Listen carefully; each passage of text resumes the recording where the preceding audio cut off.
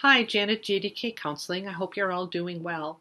Today, I want to talk to you about a conversation that I'm having with almost every client right now and have been for the last, especially 2, 3 weeks, and I suspect will be in quite a bit for the next couple weeks and certainly following that.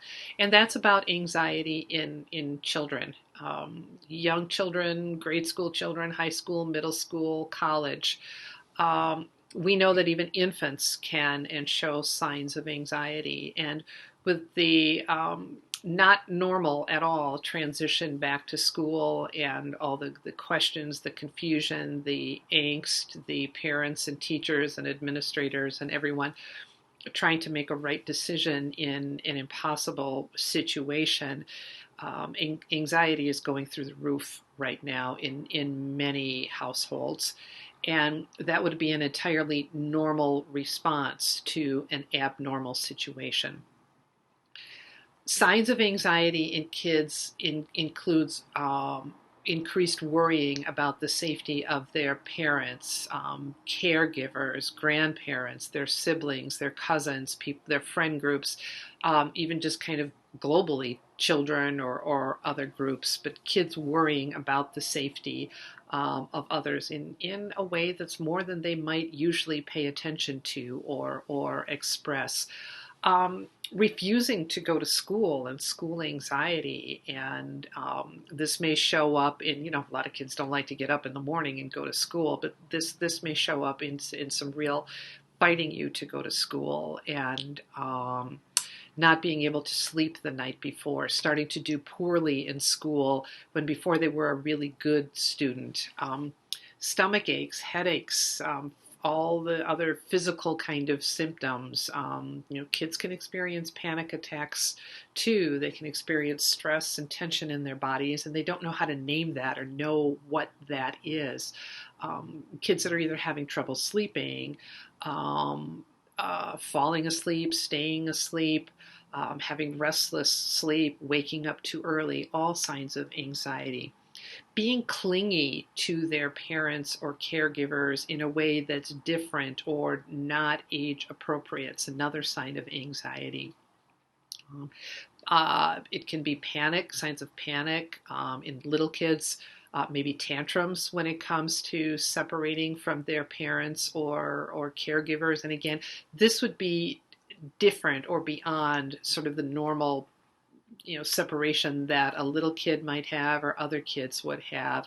This becomes more exaggerated responses or consistently exaggerated responses to separation from important people.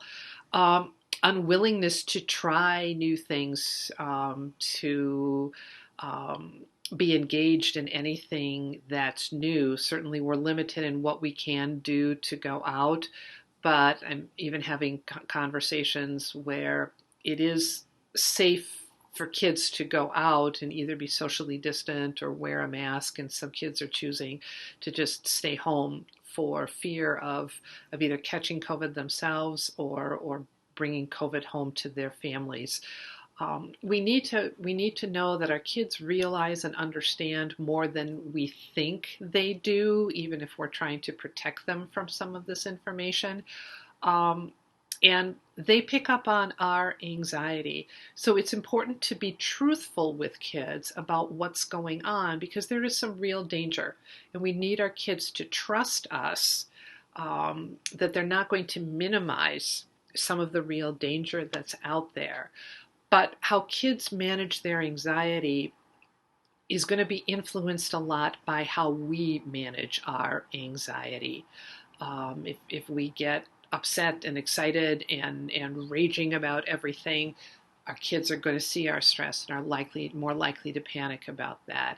If we're making a big deal out of wearing masks and how uncomfortable it is and how terrible it is and yada, yada, yada, our kids are going to do that too. If they see us respond calmly and appropriately to the mask mandate here and explain why it is that we have to do it, when it's safe to wear it, when it's appropriate to take the mask off, kids respond well to how we manage our own anxiety about this.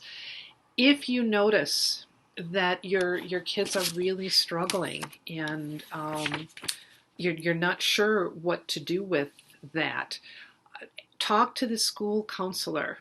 They're trained to deal with this. Talk to someone like me, a therapist like me. There are a lot of us who are trained to work with kids and can give you either some tips or even see a kid for a few sessions to help manage your anxiety. Talk to a pediatrician on some anxiety management things. There are a lot of natural everyday things that kids and families can learn how to do to manage anxiety. And quite honestly, learning to manage anxiety and stress is a life skill that we all need to learn.